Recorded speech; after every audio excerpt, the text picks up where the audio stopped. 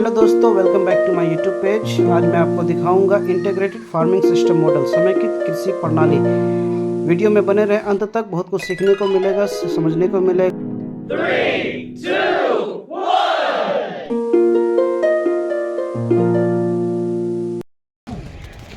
1। आप जाओ पहले एप्लीकेशन करा करना।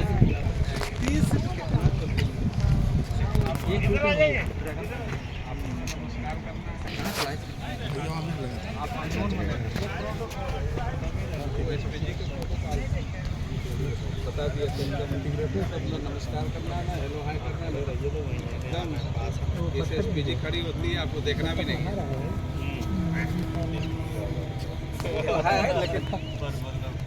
यूनिट इंचार्ज, ठीक है, he is the principal scientist agronomy, so he will brief you about this activity plan. These are all horticulture officers in Bihar, newly recruited. तो आपको क्योंकि सिस्टम की इसलिए आवश्यकता पड़ी है कि हमारे कंट्री में जो मेजॉरिटी है फार्मिंग कम्युनिटी की, करीब 86% जो फार्म फैमिली है स्मॉल और मार्जिनल है। Marginal means less than 1 Hector area, small means कि 1 to 2 हेक्टर एरिया। तो इसकी जो मेजॉरिटी है वो 86% है। और हम इसमें जो सिस्टम को जो है राइस वीट कल्टीवेशन जो सिस्टम है उससे हम कंपैरिजन कर रहे हैं कि जो मेजर एरिया हमारा सिस्टम राइस वीट कल्टीवेशन है। ओके, तो कंट्री में कितना मिलियन हेक्टर एरिया है राइस का? हैं? बताओ, किसी को पता है? ये हॉर्टिकल्चर के राइस का नहीं जाने। अरे तो डेटा नहीं, कुछ स्टूडेंट हमारे यहीं के आए रही के। हाँ। वीट का कितना एरिया है? बताइए। हैं? याद नहीं है? कितना कल्टिवेटेड एरिया है कंट्री में? कल्टीवेटेड एरिया तो 170 नहीं, इतना कहाँ है? 47 मिलियन हेक्टर राइस का है। 86 के आसपास है। हाँ? ये तो दो ही को मिला दोगे तो आपको तो total area, I am asking total area, cultivated area 329 million Hector तो पूरा है। 156 million Hector area cultivated land और 4.4% हमारे पास फ्रेश वाटर है। 11% हमारे पास एनिमल पॉपुलेशन है कंट्री में और 17% पॉपुलेशन।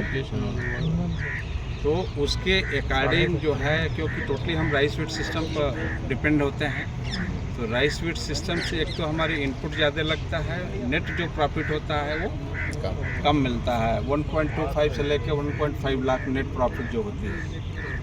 और इस सिस्टम से हम 3 ऑब्जेक्टिव को लेकर चलते हैं: family nutrition, soil health and round the year income and employment generation. क्योंकि ICMR के अकॉर्डिंग आप देखेंगे 2024 का डेटा है कि एक आदमी को टोटल करीब 1200 ग्राम चाहिए इंटेक, चाहे सीरियल्स हो, ऑयल सीड हो, पल्सेज हो, वेजिटेबल्स हो, ऑयल्स हो, फ्रूट हो, फैट हो, तो टोटल इतनी रिक्वायरमेंट होती है। तो उसके अकॉर्डिंग 1 हेक्टर एरिया में करीब इसमें 7-8 इंटरप्राइजेज या कंपोनेंट्स है, जिसमें क्रॉपिंग सिस्टम आपका करीब 0.7 हेक्टर एरिया यानी 7000 मीटर स्क्वायर एरिया में हम क्रॉपिंग सिस्टम लिए हुए हैं। Cereals, oil seed, pulses, vegetable and flower, season wise जो जिस सीजन की क्रॉप है। उसके बाद जो है 0.1 हेक्टर एरिया हम फिशरीज में लेते हैं। 70 मीटर स्क्वायर एरिया हम डेयरी को देते हैं और 0.05 हेक्टर एरिया हम फ्रूट्स को देते हैं। ये नीड बेस्ड भी है, लोकेशन स्पेसिफिक भी है। और सिस्टम बनाने से पहले ये भी देखना है कि फैमिली के पास क्या रिसोर्सेज है, क्या उसकी नीड है। किसको? जैसे हमारे पास 1 हेक्टेयर लैंड है, कितना रेशियो में कितना पार्ट हम उसको देंगे? 0.7 हेक्टर एरिया में आपको क्रॉपिंग सिस्टम लेना है। उसमें टोटल फैमिली की क्या नीड है, ठीक है, बेसिक जो नीड है सब उसको चाहिए। पहले तो होम कंजप्शन के लिए लेगा, किचन गार्डन वगैरह सब उसमें वो बना हुआ है। किचन गार्डन का मतलब उसमें हम वो फैमिली के लिए है, फैमिली अपने खाने के लिए यूज करेगी। क्रॉपिंग सिस्टम है, यूज करने के बाद रिमेनिंग जो बचेगा वो सेल आउट करेगा। तो 0.7 हेक्टेयर एरिया में हम क्रॉपिंग सिस्टम लेते हैं, 0.1 हेक्टेयर एरिया में हम फिशरीज को लेते हैं 10वां हिस्सा।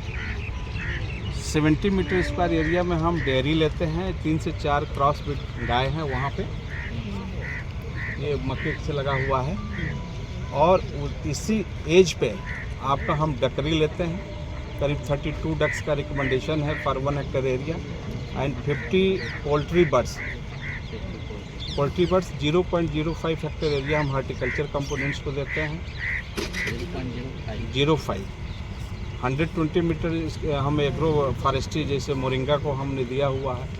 तो इस तरह से टोटल 1 हेक्टेयर एरिया जो है हमारा है। 1 हेक्टेयर एरिया में जो जैसे पहले हमने बताया 3 ऑब्जेक्टिव जो लेकर चलते हैं, और family nutrition, soil health and round the year income and employment generation, उसके अकॉर्डिंग आपका जो है वो हो गया। दूसरा ये है कि इसमें जो फिश है 3 तरह के हम रखते हैं, आपकी surface feeder, column feeder and bottom feeder, catla, rohu and mrigal, grass carp, common, इस तरह के जो है रखते हैं। तो कतला आपका जो है सरफेस फीडर है, आपका जो है कॉलम फीडर रोहू है, and common carp, grass carp और मृगल वो बॉटम फीडर है। तो इस तरह से जो है टोटल जो है करीब हम 3000 कैपेसिटी इसकी जो है finger link, advance finger link डालते हैं। एडवांस में क्या होता है कि मोटिलिटी बहुत कम होती है इन कंपेरिजन टू जो जीरे वाली होती है, मतलब फिंगर साइज। तो क्योंकि फिश में क्या है सबसे बड़ी प्रॉब्लम है ट्रांसपोर्टेशन में क्या होता है कि मोटिलिटी ज़्यादा होता है जब ऑक्सीजन नहीं मिलता है। फिंगर और एडवांस फिंगर में क्या अंतर है? फिंगर इससे जो है छोटा होगा, ठीक है ना, और एडवांस फिंगर का मतलब इस साइज मिनिमम होना चाहिए, ठीक है। तो इसमें हम डालते हैं और विद इन ईयर हमको जो है करीब 1 kg से लेकर आपको 2.5 kg मिलता है। इसमें हम मस्टर्ड केक, चोकर, लड्डू के रूप में हम ओवरनाइट भिगो देते हैं, फिर उसको लड्डू बना के साइड से हम देते हैं। इसलिए क्योंकि अगर ऐसे हम पाउडर के रूप में देंगे तो पानी हमारा जल्दी गंदा हो जाएगा। सर एक फीडिंग भी तो आती है, तो जो फ्लोटिंग फीड आता है उस साइज के अकॉर्डिंग 4 mm, 8 mm का फीड भी देते हैं, 6 mm का भी देते हैं। तो जैसे जैसे फिश की ग्रोथ बढ़ती है वैसे वैसे उसका जो है फ्लोटिंग जो फीड होती है वो हम इसमें डालते हैं, मिलती है। हाँ, उससे भी फिश की ग्रोथ फास्ट होती है। सर पोल्ट्री का लीटर जो है वहाँ पे वो नीचे गिरता है, ऐसे फीड के काम आता है। तो उससे कितना % फीड में थोड़ा कमी आता है बाहर से फीड देने का? इससे कम से कम हम 20-25% इससे कर सकते हैं। 50 बर्ड्स हमारे पास हैं। दूसरा हमारे पास डकरी है, इसके भी रॉ मटेरियल इसमें आ रहा है, एज ए फीड का काम आ रहा है। और जितना नेचुरली जितना मूवमेंट होता है उतना इससे जो है एयरेटर का काम करते हैं, तो ऑक्सीजन जनरेट होता है। इससे कर सकते हैं, उससे स्प्रिंकलर गन से भी कर सकते हैं, लेकिन ये नेचुरली होता है। तो इससे क्या होता है, एक तो आपका इंटीग्रेशन हो गया, दूसरा एक प्रोडक्शन हो गया, कॉस्ट इफेक्टिव है, और तीसरा ये है कि इसको हम इरिगेशन में लेते हैं तो केमिकल जो फर्टिलाइज़र हम यूज करते हैं तो करीब 20-22% हम इसको उधर से मिनिमाइज कर सकते हैं। क्योंकि मस्टर्ड केक भी डालते हैं, चोकर भी इसमें डालते हैं, इनका पोल्ट्री और डकरी का रॉ मटेरियल आता है, तो न्यूट्रिशियस होता है।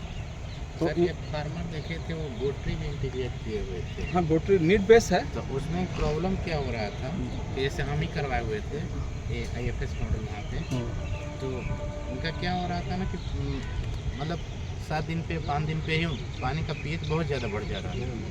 तो गोटरी के लिए क्या है कि फिर उसके लिए हमको अलग से एरिया देना पड़ेगा ना, रख सकते हैं 7 दिन पे ही पानी चेंज कराना, क्योंकि देखिए अगर उसमें ऑक्सीजन नहीं जनरेट होगा प्रॉपर तो फिश क्या होगी आपकी मरने लगती है। थोड़ी भी आप देखिए क्या होता है ना कि वो जैसे वो लीटर मटेरियल है उसका, वो उसके काफ़ी एसिडिक नेचर होता है। वो पानी में मछली तो खा लेती है, लेकिन जब पानी में जाते उसको बहुत एसिडिक करती है, वो करती है। दूसरा ये होता है कि उससे क्या होता है पानी आपका ज़्यादा जल्दी गंदा होता है, तो उसमें क्या होता है ऑक्सीजन कम जनरेट। आप कहीं भी देखिए कि जब पैडलर भी लगाए हुए थे, हाँ, मेंटेन करने के लिए, लेकिन उसमें नंबर ऑफ गोट्स ज़्यादा होंगी ना, रॉ मटेरियल तो ज़्यादा उसमें आ रहा है, BOD बढ़ गया होगा। हाँ। तो इस तरह से आपका ये है दूसरा क्योंकि डेयरी है, डेयरी से मिल्क प्रोडक्शन लेते हैं। एक फार्म फैमिली को KYC मॉडल है कि पर डे कितना गैस चाहिए, तो 20 से 25 किलो फ्रेश गोबर आप लेते हैं तो 5 to 6 मेंबर को मॉर्निंग टू इवनिंग जो है गैस जनरेट हो जाता है। उसकी जो सैलरी आती है एज ऑर्गेनिक के रूप में यूज करते हैं, बाकी रिमेनिंग हम वर्मी कंपोस्ट में कन्वर्ट कर देते हैं। और फ्रूट प्लांट्स में जो है जहाँ पे location specific climate and weather के अकॉर्डिंग आपको चूज करना है। आप जैसे हमने यहाँ पे जो है किन्नू लिया हुआ है, आपका बनाना लिया हुआ है, आपका पीच है, आपका गुआवा है। गुआवा में बहुत सारी वैरायटी है, इलाहाबाद सफ़ेदा है, L49 है, ललित है, हिसार सफ़ेदा है, हिसार सुरखा है।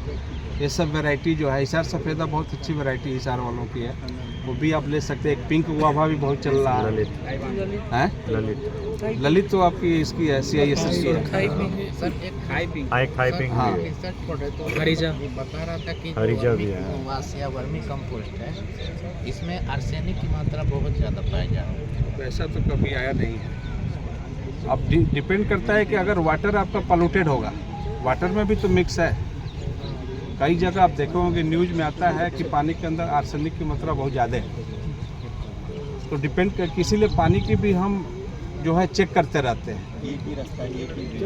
कि चेक नहीं करेंगे तो आप जैसे करनाल में जाएंगे, बस इस तरह से आपका नेट जो है सबसे बड़ा मेन है कि एक जो फार्म फैमिली को राउंड द ईयर एम्प्लॉयमेंट की बात है। दूसरा है कि नेट प्रॉफिट के रूप में हम करीब अभी आज के डेट में आपका करीब 4.3 लाख जो है नेट प्रॉफिट के रूप में जो है इनकम हो रहा है पर हेक्टर, 4.3 आफ्टर यूज। और दूसरा है कि जो क्लाइमेट चेंज की हम बात करते हैं उसके प्रति भी जो है अच्छा है, क्योंकि आप देखे होंगे कई जगह अभी राइस हार्वेस्टिंग के लिए रेडी थी, कई जगह अभी ईस्टर्न यूपी में आप देखिए हैवी रेनफॉल हो गया है। लोगों को क्या है कि टोटली पैडी क्रॉप गिर गया है, सोइंग डिले होगी, यील्ड को नुकसान होगा।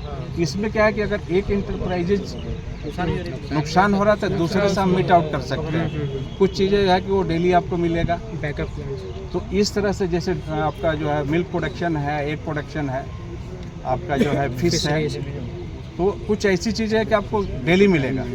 तो राउंड द ईयर आप इससे जो है ग्रो कर सकते हैं। सर फेस में जो बीमारी फेस में तो बहुत सारा बीमारी भी लग जाता है, बहुत सारे। इसमें तो आपको देखिए उसी के अकॉर्डिंग जो है, क्योंकि बीमारी को आपको तो आप देखो करने वाले बहुत कर रहे हैं। हम देखे थे पूरा मछली पलट तोड़े मर गए थे। हाँ, तो बीमारी तो उसके लिए आपको प्रिकॉशन लेके चलना पड़ेगा। लिक्विड आता है, आपको पानी में मिक्स करना पड़ेगा, लेकिन वो थोड़ी सी आपको लेके चलना पड़ेगा। वेट नहीं करें कि हमारे बीमारी आ गई तब हम कर रहे हैं, क्योंकि क्या है कि इसके तो पूरे पानी में आपको जो फैल जाएगा।